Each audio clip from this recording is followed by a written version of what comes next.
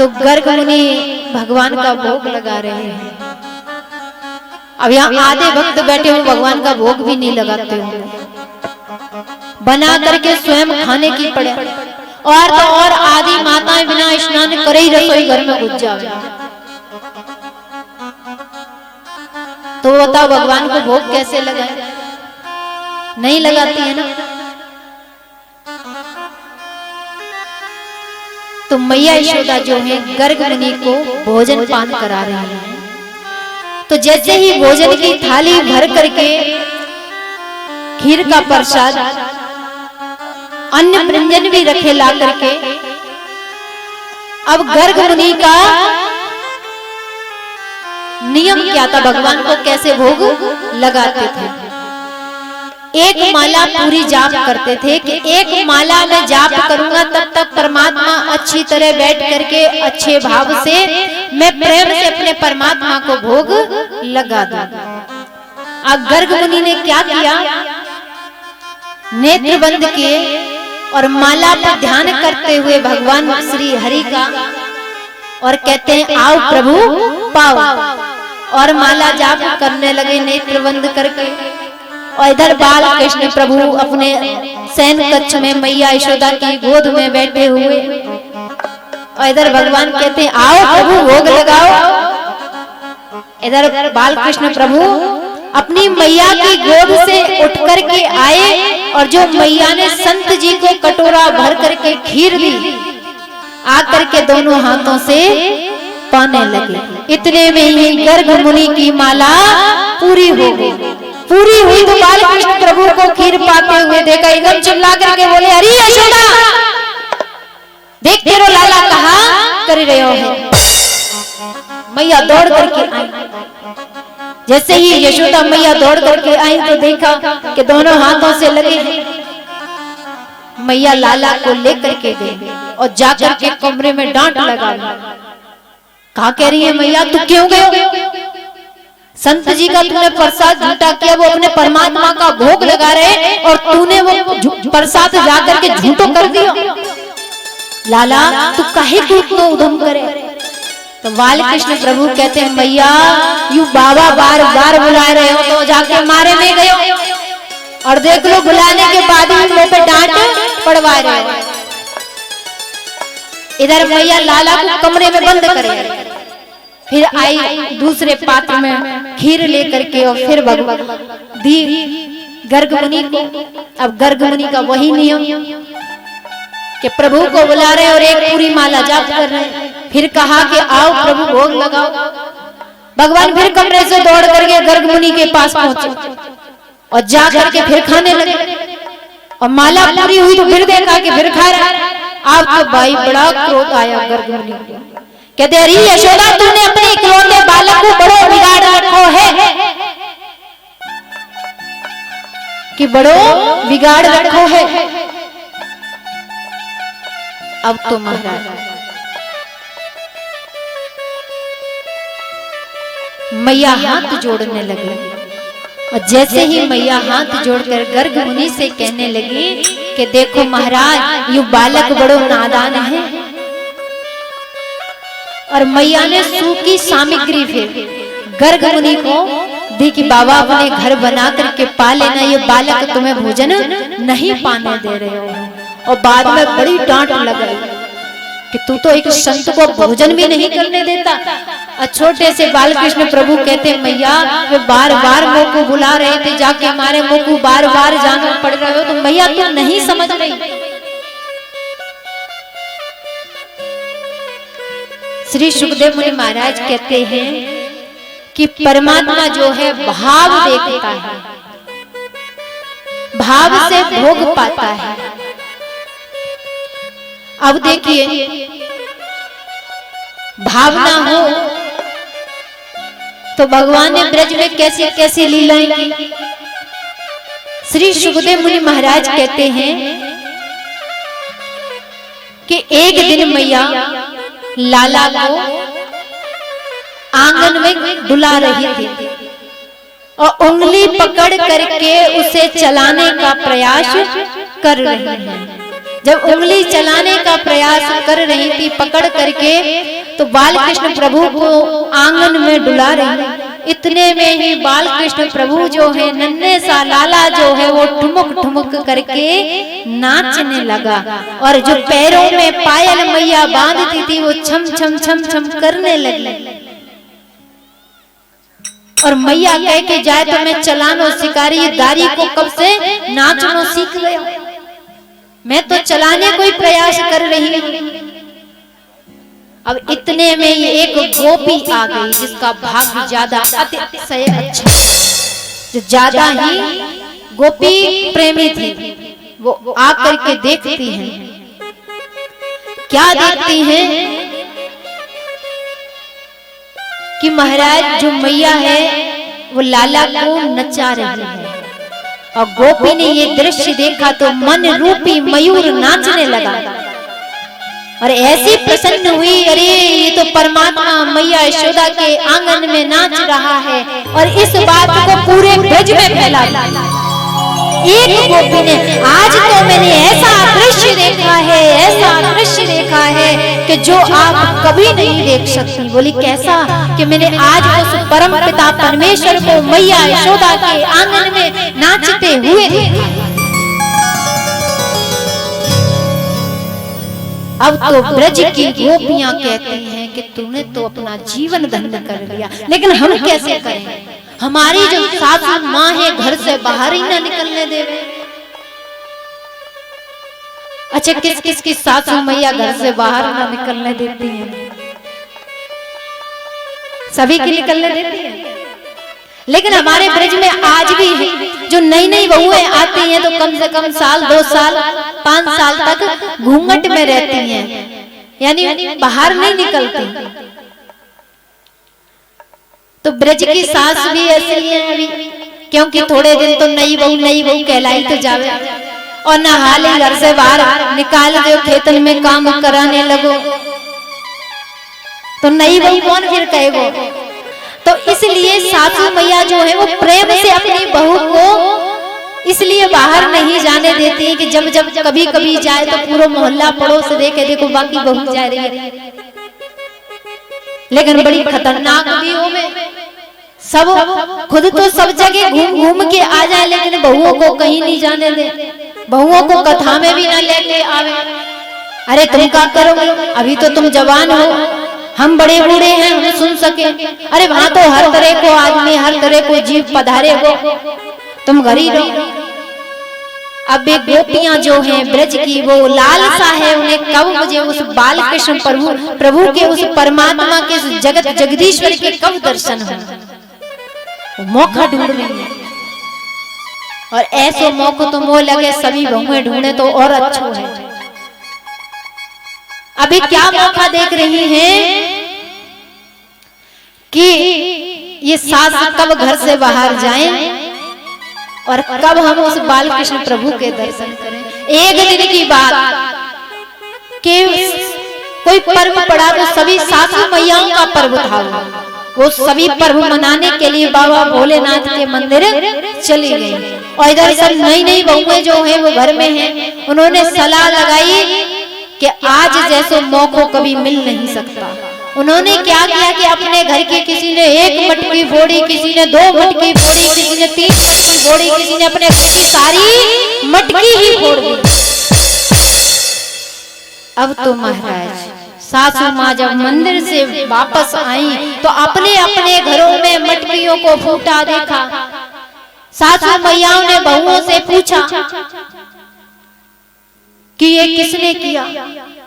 अब देखो, जब कोई ऐसी खतरनाक बात आवे और खुद के लिए आवे तो झूठ तो बोलना ही पड़े, क्यों कार्य खुद ने करा है तो झूठ बोलना पड़ेगा। और कहीं झूठ नहीं बोली और सासू मैया ज्यादा ही कुछ अत्याचार कर बैठे तो बहुओं ने डर की वजह से क्या कहा कि नंद को लाला आयो और मटकियों को फोड़ करके चलो गया। अब तो सासू मैयाओं को बड़ा क्रोध आया और क्रोध में आकर के कहने लगी कि वह नंद के छोरा की इतनी हिम्मत कि हमारे घर आकर के मटकियों को फोड़ कर चला गया। अब क्रोध में है। अब विचार करते हैं कि यदि हम गए, हमने तो दृश्य देखा नहीं, यदि हम गए शिकायत करने तो यशोदा कहेगी तुम्हारे सामने फोड़ी, तो हम कहेंगे नहीं फोड़ी, किसने बताया कि बहू ने, तो बहू को लेके आओ। यशोदा जब इस बात को कहेगी तो सासू मैया ने अपने आप ही दिमाग लगाया और फिर बहुओं से कहा कि तुम ही जाओ, तुम्हारे सामने की बात है, तुम ही उलाना दे करके आओ। अब सभी बहुएं बड़ी मग्न हो गई, बड़ी प्रसन्न हुई, बड़ी प्रसन्नता हुई और ऐसा हृदय में प्रेम भर गया बाल कृष्ण लाल के लिए, उस प्रभु के लिए। अब अपने घरों से निकल करके चौराहे पे जाकर के खड़ी हो गई और एक दूसरे का इंतजार कर रही कि सभी आए, सभी एक साथ मिल करके बाल कृष्ण प्रभु का दर्शन करें। सभी बहुएं जब इकट्ठी हो गई, एक साथ हो करके एक समूह बड़ा सा झुंड बना करके मैया यशोदा के महलों में पहुंचती हैं। और जैसे ही मैया यशोदा के महलों में पहुंची तो मैया यशोदा अनुमान लगाने लगी, आज तो कोई एकादशी भी नहीं है, आज कोई पूर्णमासी भी नहीं है और आज मैंने सत्यनारायण भगवान की कथा भी नहीं कराई, तो फिर ये नई नई बहुएं काहे को आ रही है।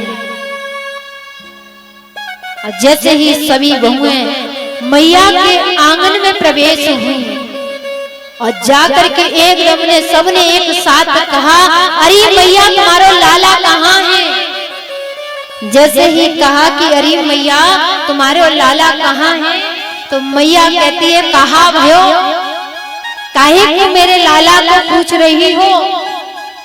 तो गोपियां कहती हैं बताओ तो सही कि लाला कहाँ है।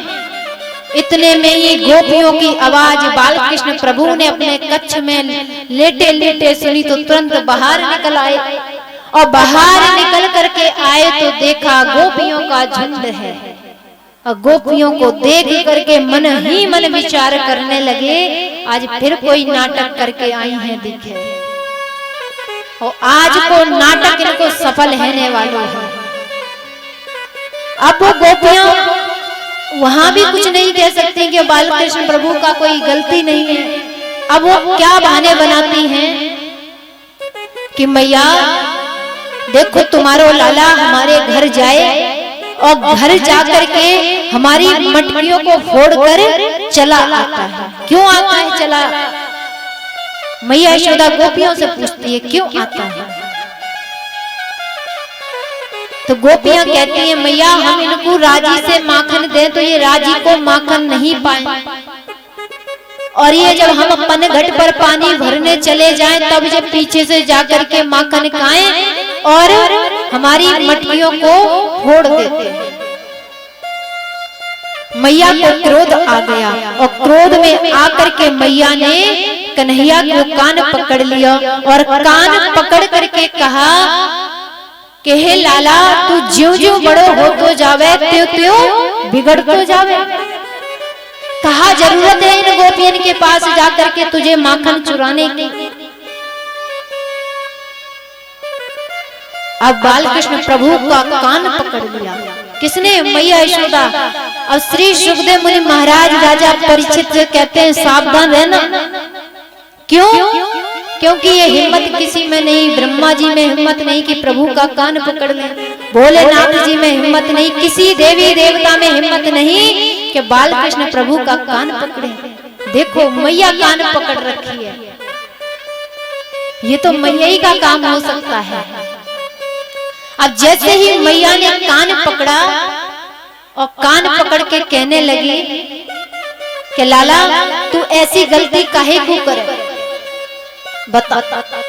अब बाल कृष्ण प्रभु मैया की साड़ी पकड़ करके थर थर कांपने लगे और कांपते हुए कहते हैं मैया तू इन गोपिन के चक्कर में आवे। अरे मैया ये सारी गोपियां झूठ बोलती हैं, ये सब गोपी झूठी बोले मेरे पीछे लागी डोले। हे मैया ये सारी गोपियां झूठ बोल रही हैं। तब दूसरी गोपी कहती है, सूने घर में जो कुछ पावे सब साथिन को खूब खवावे। गोप गोपियां जो आ जावे तुरंत लौटे घर कुए जावे। कि हे मैया ये सरासर झूठ बोल रहे, जब हम पनगढ़ से वापस आवे और हमें देखकर भगे। और बालकृष्ण प्रभु कहते हैं, मैया ये गोपियां झूठ बोल रही है, जानबूझकर इशारे से मुंह को बुलावे और मेरे मुंह पे माखन लगा देवे और चोर चोर करके बदनाम करे।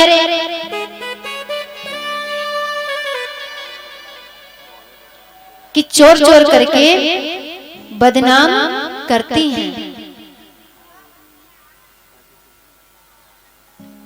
कि हे प्रभु कि ये गोपियां मुझे जहां भी देखती है वहीं पर बदनाम कर देती हैं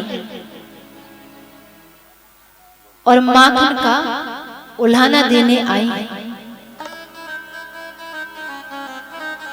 तो महाराज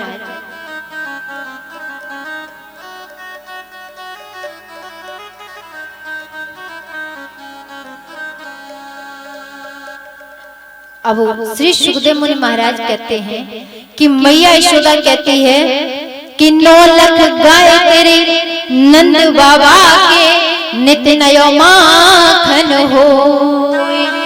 कि हे लाला तू तो इतने बड़े राजा का पुत्र है और तेरे यहाँ तो 9 लाख गाय है और तू दूसरे के जहाँ जाकर के अपने बाबा की बेइज्जती कराते हो। अरे लाला ऐसा मत करना आगे से। अब बालकृष्ण प्रभु कहते हैं, ठीक है मैया कि अब मैं ऐसा कभी नहीं करूंगा। तब तक एक गोपी प्रभावती नाम की गोपी कहने लगी, अरे मैया तुम तो जाए ऐसे समझा रही हो जैसे कि कुछ जाने ही नहीं। अरे मैया ये जो गोपियां कह रही है सत्य बात है।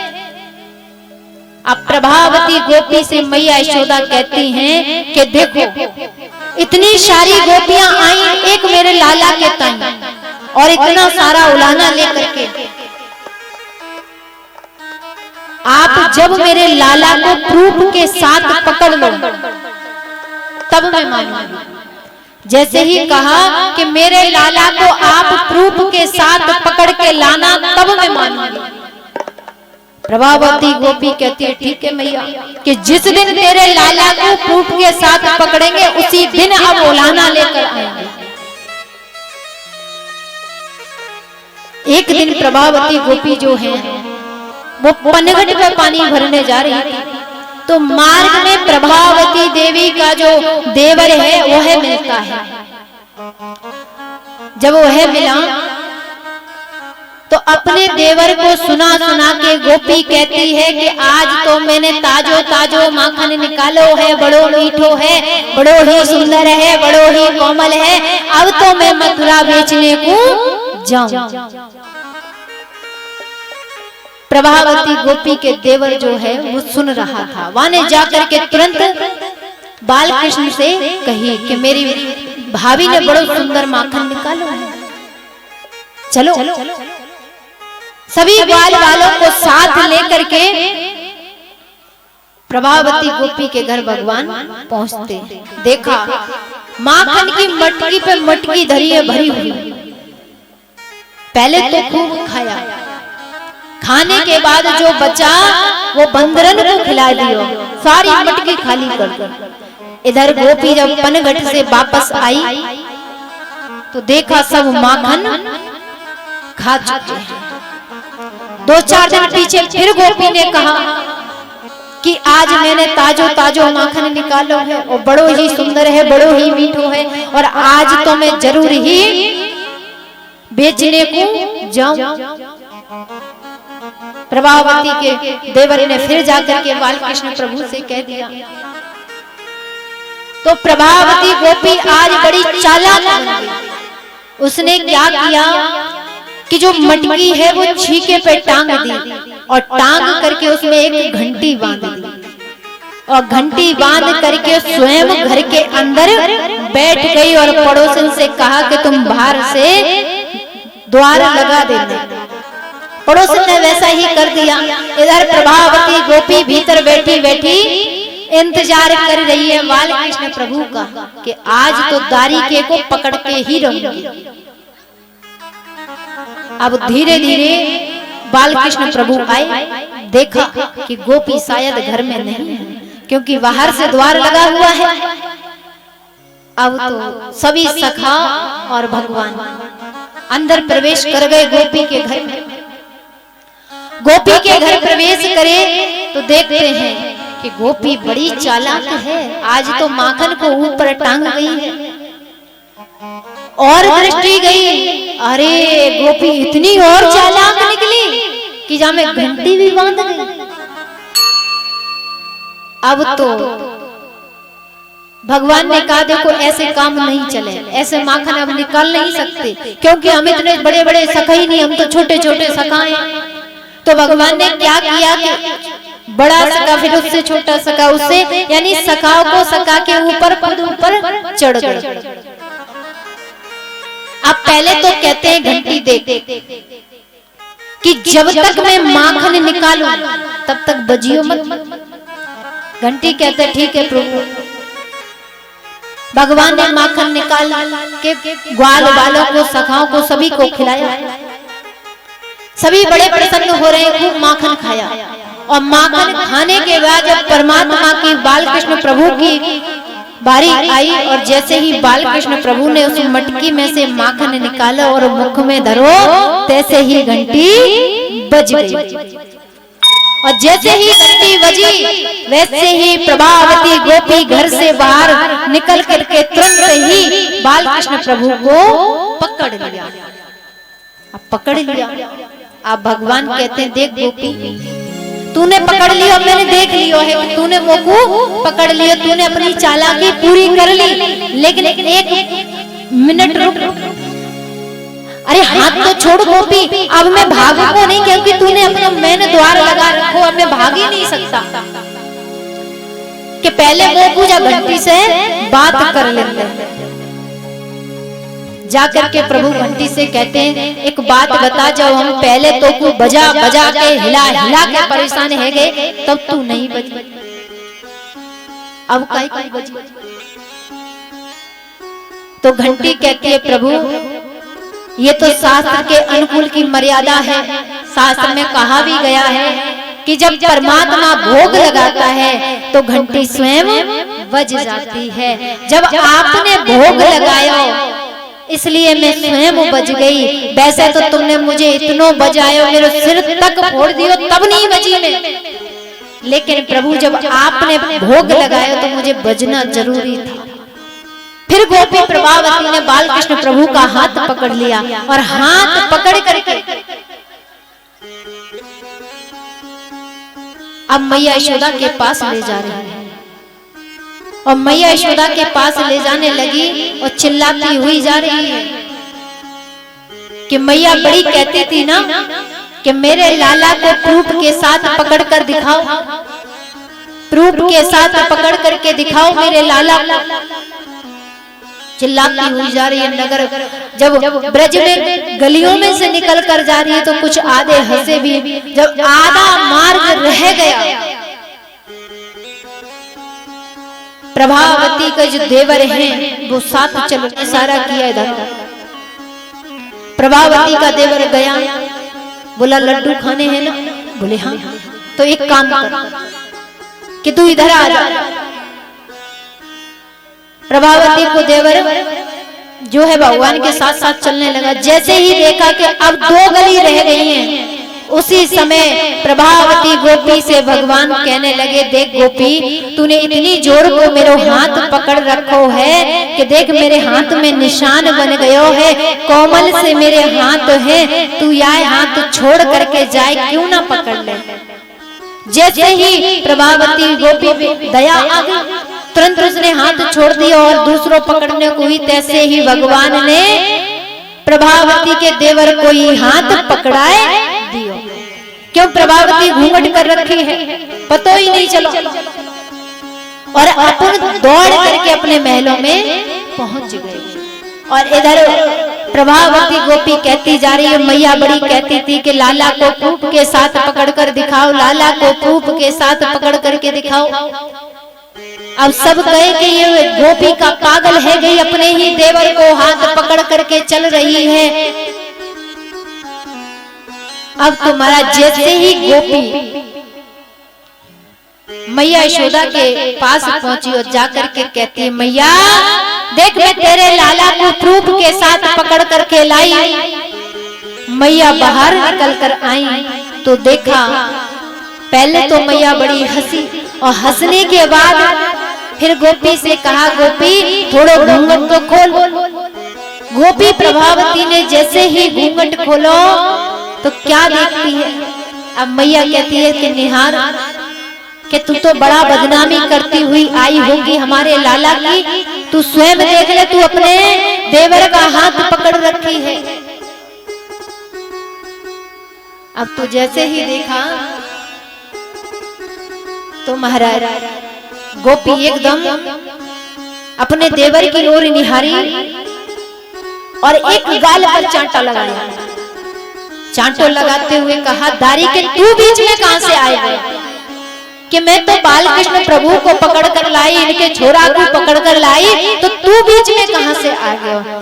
मैया यशोदा कहती, तू ऐसे ही हमारे लाला को बदनाम करती आई, आज तो चल गया तेरी हकीकत कि तू जानबूझ करके राजा के लड़का को बदनाम कर रही है, पुत्र को बदनाम कर रही है। बोलिए भक्तवत्सल भगवान की, कृष्ण कन्हैया की जय। श्री सुखदेव मुनि महाराज कहते हैं कि भगवान बड़ी से बड़ी लीलाएं ब्रज में कर रहे हैं, लेकिन किसी को विदित नहीं होने देते हैं। श्री सुखदेव मुनि महाराज जो हैं वो कहते हैं, प्रभु ने माटी लीला बड़ी सुंदर की। भगवान ने देखा कि जो संत हैं ब्रज की रज का बड़ा सुंदर गान करते हैं, आज मैं भी तो देखूं कि जब माटी में ऐसा कौन सा रहस्य, ऐसी कौन सी मिठास है जो संत बड़ा गुणगान करते हैं इसका। दाऊ भैया के साथ यमुना के पास पहुंचते हैं। यमुना के पास खेलते खेलते वो मिट्टी का डेला माटी मुख में धरी, और जैसे ही धरी महाराज वैसे ही ब्रजवासियों ने देख लिया और देख करके कहा कि देखो दाऊ भैया, आज लाला ने माटी खा ली। और जैसे ही माटी को नाम सुनो, दाऊ भैया ने दौड़ करके लाला के हाथ पकड़ लिए और कहा, देख तू रोज रोज माटी खावे, आज तेरी मैया से शिकायत करूंगा। अब ग्वाल वालों के साथ बालकृष्ण प्रभु को ला करके मैया के सामने खड़ा कर दिया और खड़ा करके कहा, देख मैया ये लाला माटी खाता है, शिकायत लगा रहे हैं। कैसी शिकायत? तेरे लाला ने माटी खाई, यशोदा सुन माई।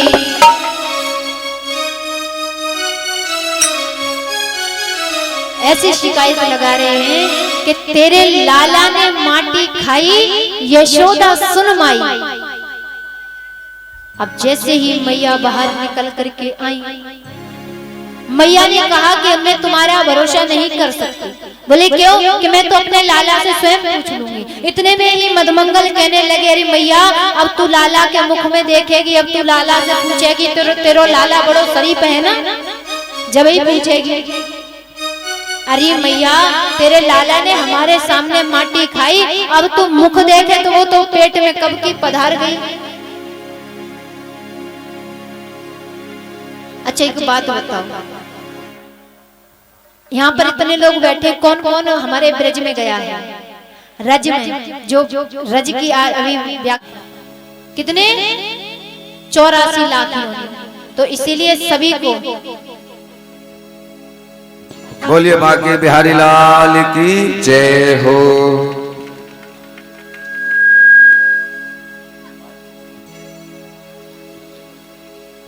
मेरे लाला ने माटी खाई, यशोदा सुन माई। तो कौन कौन नृत्य करना चाहता है और लाला के ऊपर कि हम भी लाला की तरह, जैसे लाला ने ब्रज में लोट लगाई,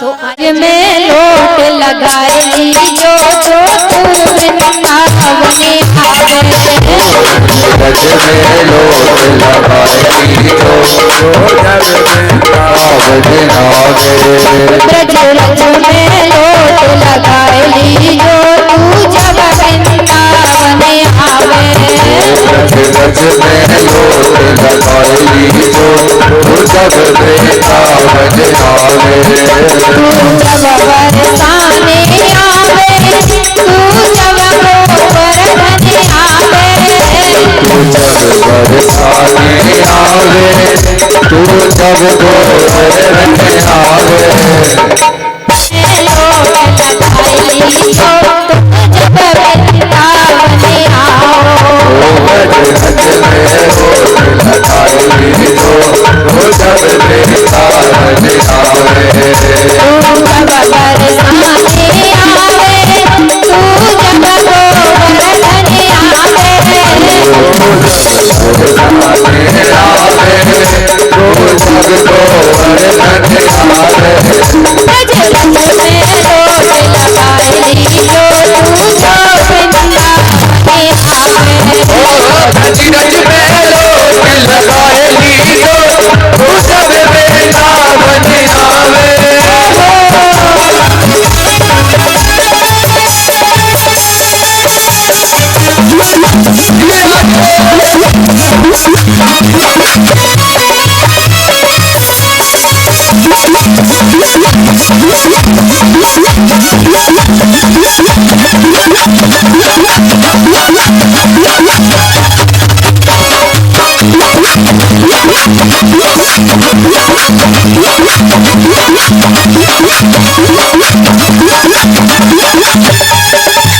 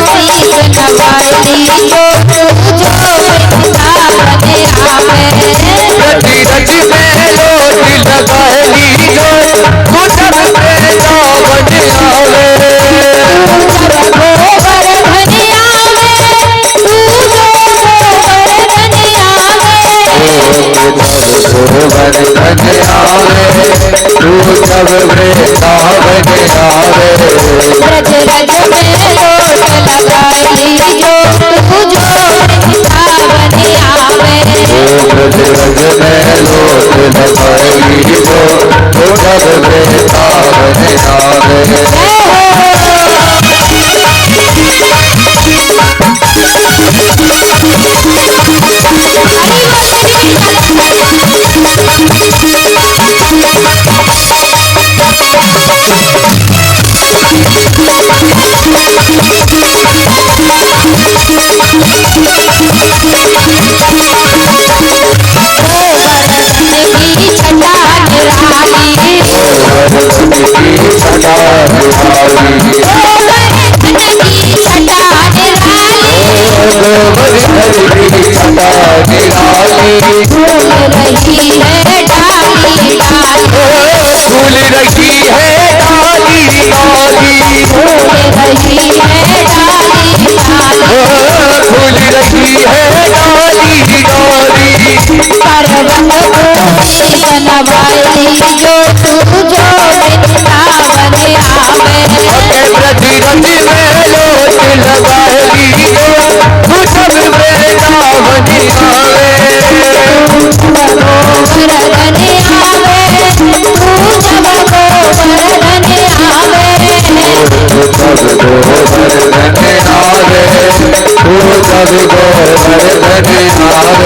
रज रज में लोट लगाई जो तू जो वृंदावन आवे, रज में लोट लगाली जो तू जब वृंदावन आवे।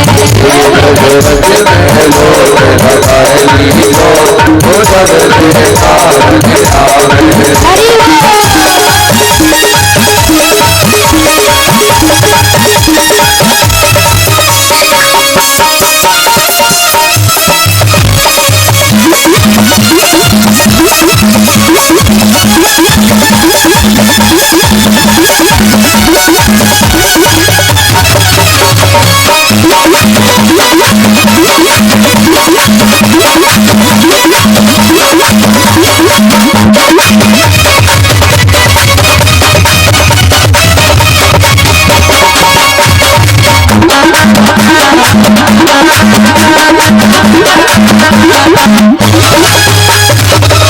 बरसाने की देखन होली, बरसाने की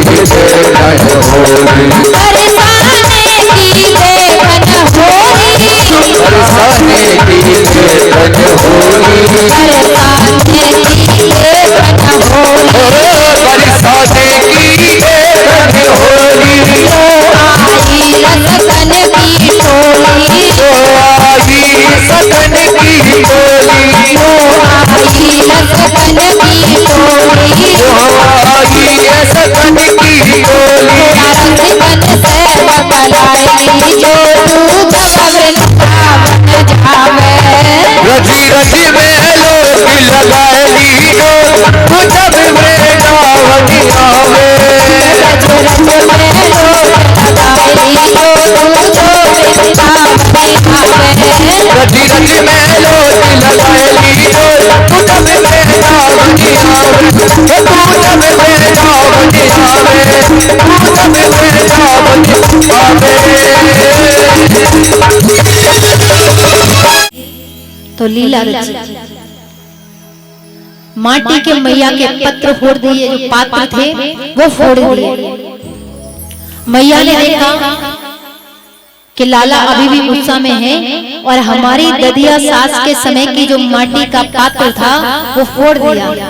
मैया पहले तो बड़ी जोर की हंसी और हंसने के बाद कहती है कि यदि मैं इसी प्रकार से छोड़ती रही तो मेरे लाला ज्यादा बिगड़ जाएगा, और ज्यादा बिगड़ गयो तो फिर बड़ी दिक्कत है जाएगी। अब मैया ने कहा करो, एक छड़ी ली और मुख क्रोध जैसा बना लिया, और मुख क्रोध जैसा बना करके लाला को मारने को चलती है। इधर बाल कृष्ण प्रभु जो है ओखल पर चढ़ करके बंदरन को माखन लुटा रहे हैं। क्यों? वो कहते हैं कि जब मैं राम बन करके आया तब मेरी इन्होंने बड़ी सहायता की, त्रेता युग में, इसलिए माखन लुटा रहे हैं प्रसन्न होकर के। मैया को आते देखकर दौड़ने लगे, और आज बालकृष्ण प्रभु जो है नंगे पैर ही गोकुल की गलियों में दौड़ रहे हैं। मैया ने देखा कि इतनी धूप पड़ रही है और लाला दौड़ रहा है। मैया ने छड़ी फेंक दी, कहा लाला अब वो पे दौड़ो नहीं जा रहे, ऐसा कर तू वापस आ जा। अब दूर खड़े होकर के बालकृष्ण प्रभु कहते मैया मारेगी तो नहीं? कि ना, तेरी पूजा करूं, तेरी आरती उतारूं तो भोग लगाऊं, क्यों मारूं? अब जैसे ही कन्हैया की नजर हटी वैसे ही मैया ने यशोदा ने दौड़ करके लाला को पकड़ लिया, और पकड़ के ला करके महलों में ओखल से बांध दिया कि तेरी यही सजा है, तू बड़ो हो तो जा रहे हो, बिगड़ तो जा रहा है। अब बाल कृष्ण प्रभु देखते हैं कि मैया कार्य में व्यस्त है। उन्होंने क्या किया, धीरे से ओखल को गिरा लिया और घुटमन घुटमन चल करके पेड़ों के पास जाते हैं। क्यों? क्योंकि पेड़ वहां पर खड़े हैं मैया यशोदा के महलों के पास, अर्जुन का और अशोक का। ये कुबेर के पुत्र थे, इन्होंने नारद जी का सम्मान नहीं किया, इसलिए नारद जी ने जड़ वृक्ष होने का श्राप दिया। और इसीलिए आज भगवान जो है श्राप का पूर्ण दिवस आ रहा है, तो भगवान घुटमन घुटमन चले और जाकर के अपने दोनों कोने का स्पर्श किए। इतने में ही पेड़ धड़ाम से नीचे गिर गए, उसमें से बड़े सुंदर महापुरुष निकले। भगवान ने कहा कि आप कौन हैं, सारा परिचय देते हुए कहा, फिर कहा कि आप सुरक्षित हो जाइए, आपकी मुक्ति हो गई। तब कुबेर के पुत्रों ने कहा कि हे प्रभु एक वरदान दीजिए कि जब हम कहीं भी दृष्टि घुमाएं और आपके ही दर्शन हो, हर पुरुष में हर मनुष्य में आपके दर्शन होते रहे। भगवान ने कहा तथास्तु, और हमेशा आपका स्मरण होता रहे। भगवान ने कहा तथास्तु, आप सुरक्षित चले जाए। इस प्रकार ओखल लीला प्रभु ने की। उसके बाद भगवान ने अनेक प्रकार की लीला करते हुए और राक्षसों का वध करते हुए अब वृंदावन आते हैं। क्यों आए वृंदावन की? जब गोकुल में रहे तो कंस कोई न कोई राक्षस को मारने के लिए भेजता रहता था। तो नंद बाबा ने एक दिन विचार किया कि अब मैं नगरी को परित्याग करना चाहूं। यदि ऐसी कोई परम सुंदर नगरी हो तो बताओ। तो नंद बाबा के छोटे भैया घनानंद कहते हैं कि ऐसी ही सुंदर पावन नगरी है, यमुना का किनारा है, और ऐसे ही जो चिड़ियां कल कल करती हैं ऐसे ही वहां पे भी करती हैं। जिस प्रकार से यमुना यहाँ पर कल कल बह रही है वैसे ही वहां पर है। इतनी सुंदर पावन नगरी है। कौन सी है वो? बोले वृंदावन। क्षण भर की देर न लगाई महाराज, नंद बाबा ने उस नगरी का त्याग कर दिया और अपने बाल कृष्ण प्रभु को लेकर के वृंदावन आ गए। वृंदावन में आए और वृंदावन में केवल नंद बाबा नहीं आए, पूरी गोकुल नगरी वृंदावन आ गई कि जहां हमारे बालकों को सुख नहीं, जहां हमारे लाला को सुख नहीं, वहां रहने में कोई आनंद नहीं है। वृंदावन आए, लाला पालन और बड़े हो गए बाल कृष्ण प्रभु। अब मैया से जिद करने लगे कि मैं भी गौ चराने जाऊं। तो मैया ने कही देखो तुम दोनों अभी छोटे हो। बलराम जी से और लाला से, बाल कृष्ण प्रभु से कहती है कि तुम दोनों अभी छोटे हो, अभी गौ चराने की तुम्हें अनुमति नहीं मिल सकती। यदि ज्यादा आग्रह करते हो तो तुम्हें बछड़ा चराने की अनुमति प्रदान हो सकती है। भगवान ने कहा चलो बछड़ा चराने की तो अनुमति मिल रही, यही कार्य कर लेते हैं। अब बछड़ा चराने लगे और बछड़ा चराते समय इधर कंस को न जाने कैसे विदित हो गया कि उस बालक को लेकर के गोकुलवासी सभी वृंदावन पहुंच गए। अब उसने वहां पर भी कई प्रकार के राक्षस भेजता है भगवान को मारने के लिए। और जैसे ही वहां राक्षस आया, वह राक्षस बछड़े के रूप में आता है और भगवान के बछड़ों के मध्य मिल गया। भगवान ने देखा ये हमारा बछड़ा नहीं, ये कंस का राक्षस है। वत्तासुर मारने को आया, भगवान ने उसका भी उद्धार किया। उसके बाद फिर एक राक्षस भेजा जिसका नाम है बकासुर। बकासुर बगुले के रूप में आता है, भगवान उसका भी उद्धार कर देते हैं। अब भगवान जैसे ही बछड़ा चराने गए तो थोड़ी दूर निकल गए। कंस ने फिर राक्षस को भेजा जिसका नाम है अघासुर। अघासुर ने ऐसा रूप धारण किया कि जमीन से अपना जीव लगा दी इतना और आकाश तक ओंठ लगा दिया। इतना बड़ा मुख खोल करके बैठ गए। इधर छोटे छोटे जो बाल कृष्ण प्रभु के साथ सगाते उन्होंने समझा कोई गुफा है, अंदर प्रवेश कर गए। इधर बाल कृष्ण प्रभु मना कर रहे हैं कि ये कोई गुफा नहीं है, इसके अंदर मत जाओ। लेकिन उन्होंने बछड़े भी साथ लेकर के चले गए। अब भगवान एक क्षण के लिए तो इतने दुखी हो गए और फिर मन में विचार करते हैं, जब मेरा भक्त किसी प्रकार से पाप में प्रवेश कर जाए तो उसे निकालना भी तो है भगवान को। तो भगवान पाप में प्रवेश करे, यानी अजगर के मुख में, अघासुर के मुख में घुस करके और अपने सखाओं की रक्षा करें। लेकिन वो अजगर के अंदर प्रवेश नहीं करे, कंठ में जाकर बैठ गए। अघासुर के जब कंठ में जाकर के बैठे और अपने शरीर को फुलाया, शरीर को इतना फुलाया कि अघासुर का मस्तक फट गया, उसके प्राण अवरुद्ध हो गए। इस प्रकार अघासुर को मारा। अघासुर को मार के भगवान ने भोजन इत्यादि कर रहे थे, तो उधर ब्रह्मा जी ने देखा कि ये तो भगवान नहीं हो सकते, और भगवान कभी किसी का झूठा नहीं खाते। तो ब्रह्मा जी भी प्रभु की परीक्षा लेने के लिए आए वृंदावन में। जब वृंदावन में आए तो उनके ग्वाल बाल सखाओं को सबे ले गए और ब्रह्मलोक में ले जाकर के उन्हें ऐसी सैया पर शयन कराया जहां पर मृत्यु का भी आगमन नहीं। 1 वर्ष तक उनके पास रहे। 1 वर्ष के बाद जब भगवान स्वयं ब्रह्मा बन करके वहां पहुंचे, और जब इधर 1 वर्ष से पहले ब्रह्मा जी वृंदावन में आए कि देखो तो सही, वही ग्वाल वाल, वही सब बछड़े इत्यादि सब वही है, वही रहन सहन है। उसे जांचने के लिए आए तो भगवान को अवसर मिला। वो ब्रह्मा का रूप धर के ब्रह्मलोक पहुंचे और कहा कि मेरे जैसे बहरूपिया बहुत डोलते हैं, और यदि मेरे जैसा कोई दूसरा स्वरूप का आ जाए तो उसे अंदर प्रवेश ना मिले।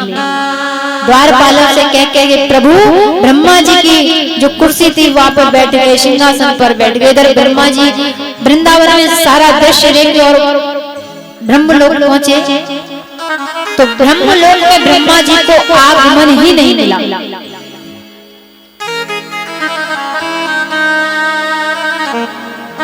द्वारपालों ने कह दिया कि तुम्हारे जैसे बहरूपिया बहुत बोलते हैं, हमारे ब्रह्मा जी तो हमारे सृष्टि के रचयिता तो अंदर बैठे हुए हैं। ध्यान लगा करके ब्रह्मा जी ने देखा तो स्वयं मुरली मनोहर बैठे हुए हैं। कहा द्वारपालों से कि एक बार अपने ब्रह्मा जी से जाकर के कहो हमें दर्शन करा दो। भगवान स्वयं दर्शन कराने को बाहर आए। ब्रह्मा जी साष्टांग दंडवत कर रहे हैं, प्रभु बहुत बड़ी गलती हो गई, मैंने बहुत बड़ा अपराध किया, क्षमा करें। लेकिन 40 मंत्रों की स्तुति ब्रह्मा जी ने की, भगवान ने एक शब्द भी ब्रह्मा जी से नहीं कहा, और अपने ग्वाल वालों को ला करके वृंदावन आ गए। और जब वृंदावन में आए तो ग्वाल वालों ने आकर के मैया यशोदा से कहा कि तेरे लाला ने अघासुर को मार दिया है। तो श्री सुखदेव मुनि महाराज ने जब इस प्रकार कहा कि अघासुर को मारा 1 वर्ष पहले, और जब ग्वाल वालों ने आकर के मैया से कहा तो मैया आज लाला की राई नौन कर रही है, नजर उतार रही है। भगवान हंस रहे हैं कि अघासुर मारो 1 वर्ष पहले और राई नौन उतर रहे हो 1 वर्ष बाद। इस प्रकार ब्रह्मा जी का भी अभिमान दूर किया बाल कृष्ण प्रभु ने। बोलिए भगवत्सल भगवान की, कृष्ण कन्हैया लाल की जय। भगवान ने विचार किया कि जिस रूप को मैं धारण करके आया हूँ, जिस कारण मैं जन्म लेकर आया हूँ, अब तक मैंने ब्रजवासियों के संकट की निवृत्ति नहीं की है। मुझे ब्रजवासियों के संकट की निवृत्ति करनी चाहिए। कैसा संकट है ब्रजवासियों के पास? सबसे बड़ा संकट है कि काली दह में कालिया नाग जो रहता है, क्योंकि ब्रजवासी बड़े परेशान हैं। यदि गलती से जल भरना है उसे पी ले तो मर जाते हैं, कोई बेहोश हो जाता है।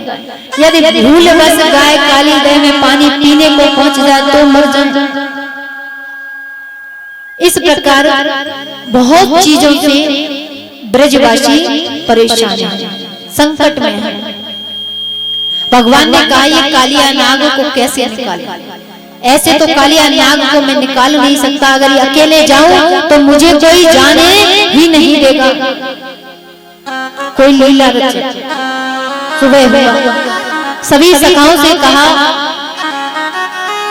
कि आज गौ चराने की छुट्टी कर देते हैं, आज ऐसा करते हैं, काली दह पे चलते हैं। क्यों? कि काली दह से दूर जो मैदान है उसमें हम सभी खेल खेलेंगे। बहुत दिनों से हमने कोई खेल नहीं खेला है।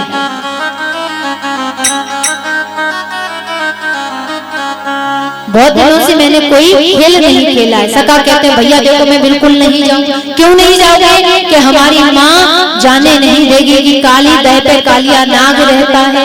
यदि कहीं काली दह का कालिया नाग बाहर निकल करके हमें खा लिया तो, और हम तो अपनी माँ के इकलौते पुत्र हैं, हम तो बिल्कुल नहीं जाए। तब भगवान ने अपने सखाओं से कहा देखो हम काली दह से जो दूर पर मैदान है उसमें खेलेंगे। सभी सखा मिल करके काली दह पे गेंद का खेल खेलने को पहुंच रहे हैं।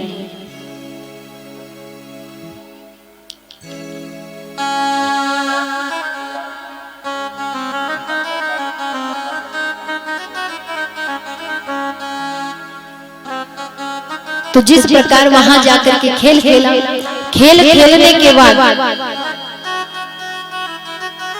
अब भगवान की बारी आई।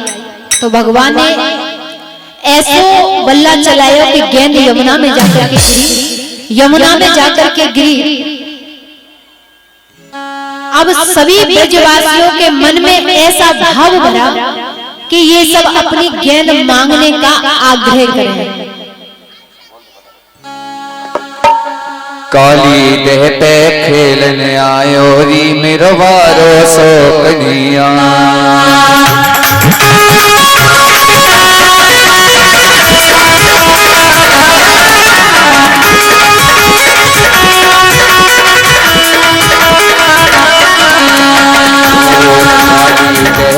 खेलने आयो री मिरवारो सो कन्हैया। काली दह पे खेलने आयो री मिरवारो सो कन्हैया। काली दह पे खेलने आयो री मिरवारो सो कन्हैया। आयो री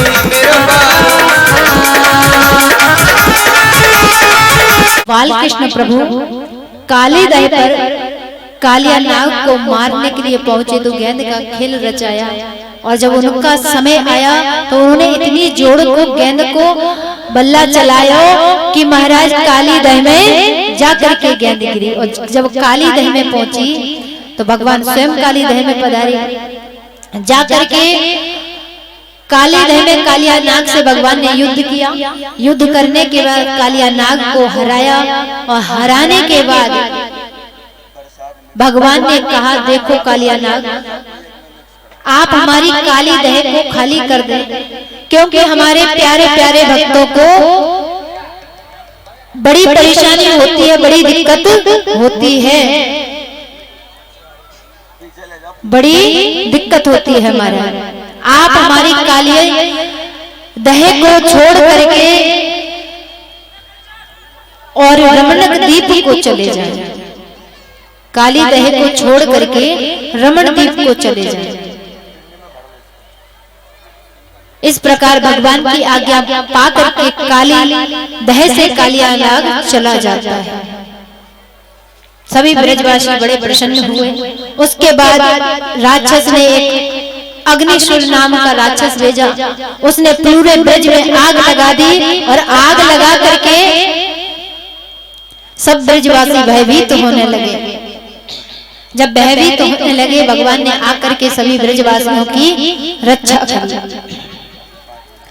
अब आता है महाराज श्री सुखदेव मुनि महाराज कहते हैं कि ब्रजवासी इतने सरल थे, इतने सरल कि एक दिन ब्रजवासी जो हैं वो देवराज इंद्र की पूजा कर रहे थे।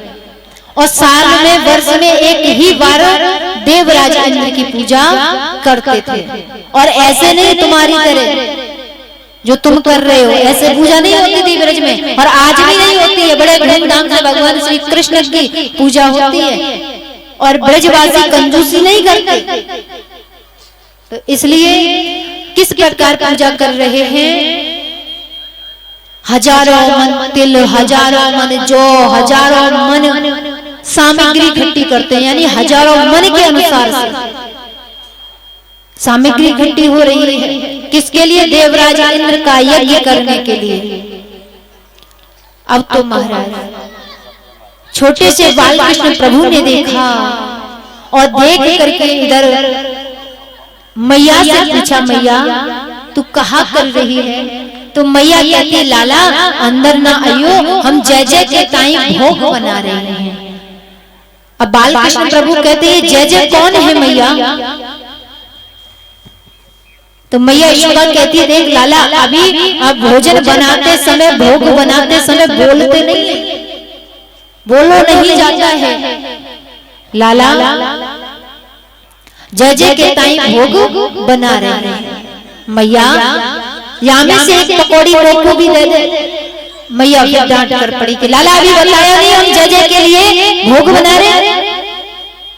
और जैसे ही मैया डांट कर पड़ी तो बालकृष्ण प्रभु रोने लगे और रो रो करके नंद बाबा के पास पहुंचे। नंद बाबा के पास जाकर के कहने लगे, मैया ने मुंह पकौड़ी नहीं दी। अरे बाबा एक बात बताओ, मैया घर में भोग बना रही है, आप यहाँ सामग्री इकट्ठी कर रहे हो, तो आप ये बताओ पूजा कौन किसकी कर रहे हो? तब बसदेव जी ने कहा, नंद बाबा ने कहा कि हम जय जय के टाइम ये पूजा कर रहे हैं। जय जय कौन है? तो कहा इंद्र देव, हमारे इष्ट देव हैं। बाबा एक बात बताओ, तुम्हें कितने दिन है गए ये जय जय की पूजा करते हुए? तो नंद बाबा ने कहा, बहुत वर्ष हो गए, क्योंकि जब हम जय जय की पूजा करते हैं और जय जय प्रसन्न हो करके हमें अन्न धन की वृद्धि करता है। अब बालकृष्ण प्रभु पूछते हैं, रो रहे और पूछ रहे हैं, बाबा या जय जय ने कबू तुम्हें प्रकट है करके दर्शन दियो, और जो तुम इतना सामग्री तैयार करते हो पूजा की, कबू प्रकट है के पाई? ना लाला, कबू ना पाई। तो बाबा वो तुम्हारो जय जय है ही नहीं, है नहीं? हाँ बाबा है नहीं। अगर हो तो तुम्हारी ये जो तुम भोग बनाते हो तो प्रकट हो करके भोग पाते, तुम्हें दर्शन देते, वो जय जय है ही नहीं, तुम्हारा देवराज इंद्र है ही नहीं, वो तुम्हारा इष्ट है ही नहीं। बाबा एक बात कहूं, मानोगे? बाबा कहते मानेंगे। बताओ कहाँ बात है? तुम जय जय की पूजा देवराज के इंद्र की जो पूजा करते हो उसे बंद कर दो और मेरे गिरिराज जी की पूजा करने लग जाओ, फिर देखना हमारे गिरिराज जी तुम्हें कितना प्रसन्न करे। जब सभी के बीच छोटे से बालकृष्ण प्रभु ने कहा तो सभी ब्रजवासी छोटे से लाला से कहने लगे, अरे लाला हम देवराज इंद्र की पूजा बंद करके और तेरे गिरिराज जी महाराज को पूजन करने लगे, और वो कहीं दुष्ट है गए तो, क्रोध है गए तो, और यदि क्रोध में आ गए तो तुझे हमारी रक्षा करनी पड़ेगी। हमारी 3 शर्तें। क्या शर्त है? बोले पहली शर्त हमारी ये है, तेरे गिरिराज जी को हमारी टूटी फूटी सेवा से प्रसन्न रहना होगा, और दूसरी शर्त ये है तेरे गिरिराज जी को प्रकट हो करके हमें दर्शन देना होगा, और तीसरी शर्त ये है कि यदि इंद्र कुपित हो गए और क्रोध में है गए तो हमारी रक्षा करनी पड़ेगी। ये हमारी 3 शर्तें हैं। कन्हैया बोले हमें तुम्हारी तीनों शर्त मंजूर हैं, तो हमारे गिरिराज जी महाराज को पूजन करो।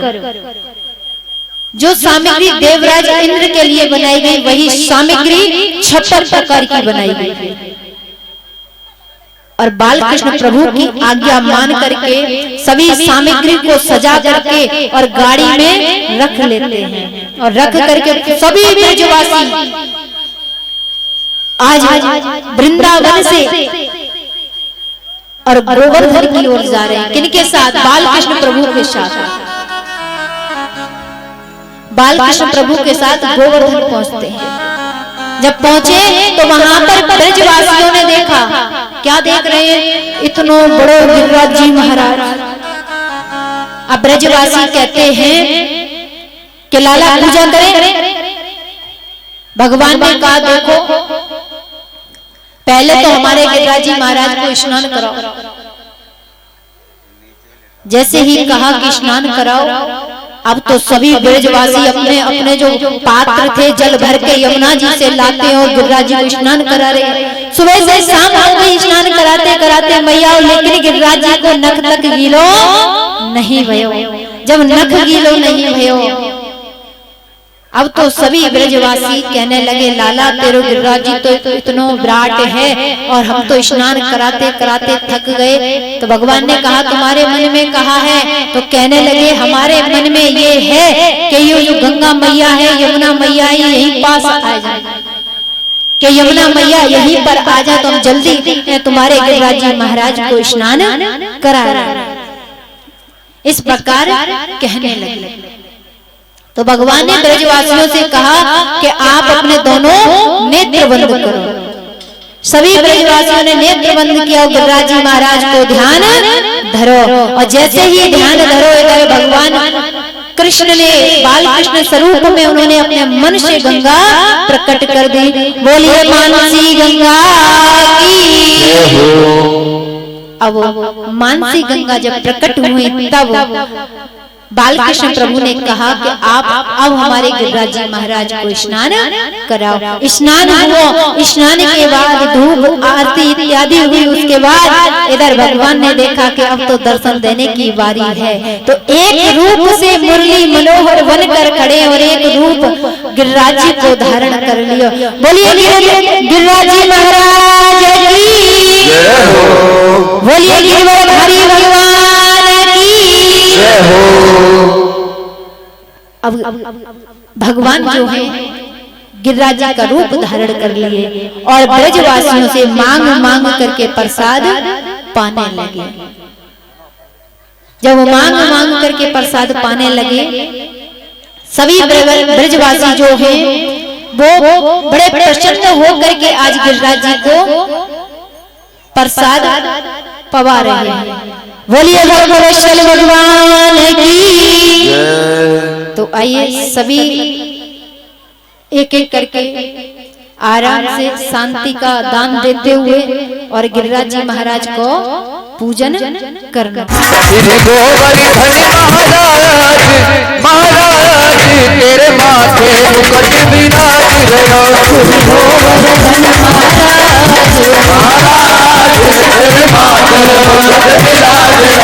श्री गोवर्धन महाराज महाराज तेरे माथे मुकुट विराज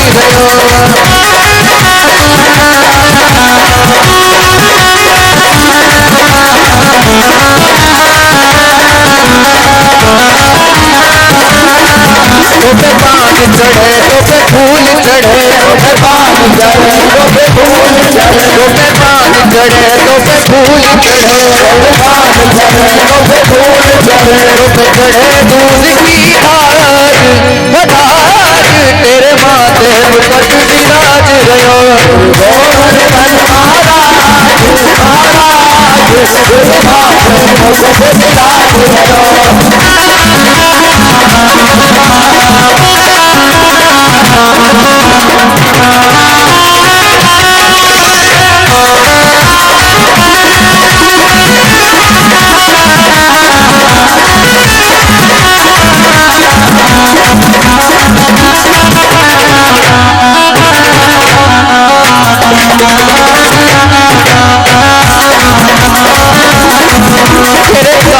कुंडल सोए रहे कानन कुंडल सोए रहे, कानन कुंडल साज रहे, कानन कुंडल साज रहे। होली में हीरा लाल हो लाल तेरे माथे मुकुट विराज गयो।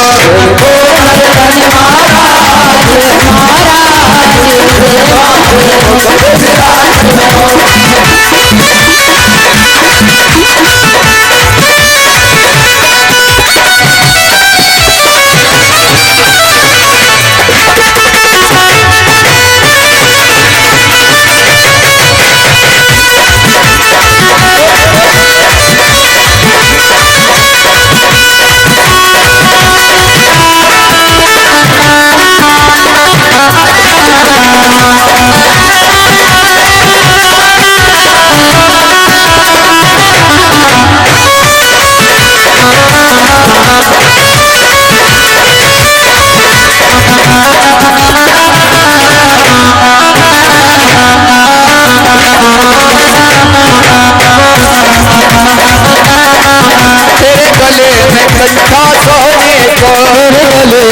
कंठा सोने को, तेरे गले में कंठा सोने को, तेरे गले में कंठा सोने को, तेरी झांकी बनी विसाज ओ विसाज, तेरे माथे मुकुट विराज रहो, श्री गोवर्धन महाराज महाराज, तेरे माथे मुकुट विराज रहो।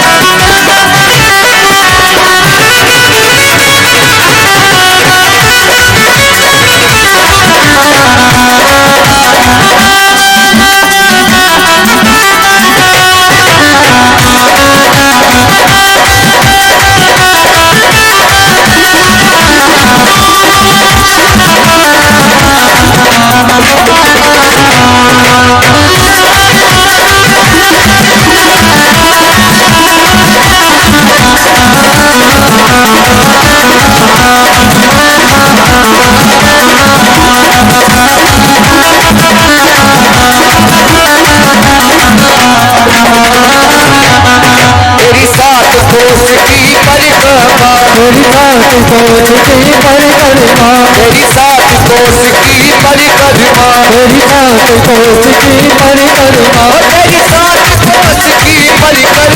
तेरी सात कोस की परिक्रमा, दक्षिणेश्वर विश्राम विश्राम, तेरे माथे मुकुट विराज रहो, श्री गोवर्धन महाराज महाराज, तेरे माथे मुकुट विराज रहो।